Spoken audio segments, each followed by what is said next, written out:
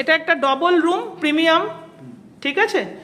এখানে দেখুন both way switch আছে, প্রত্যেকটার বোথ ওয়ে সুইচ আছে, ঘরে ঢুকেই সুইচ, এবং এই সুইচগুলো একই বিছানার পাশে, যাতে বিছানার থেকেই আলো বন্ধ করে ঘুমিয়ে পড়তে পারেন, ঠিক আছে।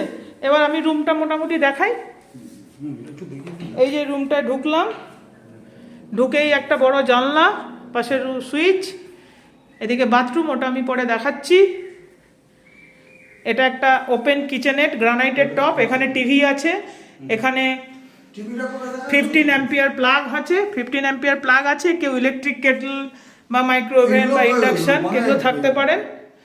এখানে আলমারি আছে, এখানে বড় বিছানা, ডাবল বেড, এখানে সুইচ, এখানে ড্রেসিং টেবিল, বেডসাইড টেবিল, এখানে একটা ছোট্ট লাউঞ্জ মতন আছে, এখানে স্বামী স্ত্রী বসে গল্প করতে পারেন, চাটা খেতে পারেন। হলো এটা বেরিয়ে যাওয়ার রাস্তা। এই এবার হলো বাথরুমে প্রবেশ করি। বাথরুমের সবটা অ্যান্টি স্কিড টাইলস, কাজারিয়ার, দেখুন কেমন পরিষ্কার এবং অ্যান্টি স্কিড, যাতে বয়স্করা পড়ে না যান।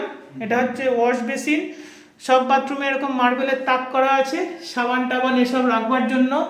এটা হচ্ছে শাওয়ার, এটা হচ্ছে গিজার, জামা কাপড় রাখার, তোয়ালে রাখার র্যাক, রড, এখানে বাথরুমের জিনিসপত্র রাখার। এটা হচ্ছে কমোড, এখানে হচ্ছে গ্র্যাব বার, যাতে কোমোডে বসার জন্য এবং ওঠার জন্য আপনি ভর দিয়ে উঠতে পারেন, খুব সুবিধা হয় গ্র্যাব বার।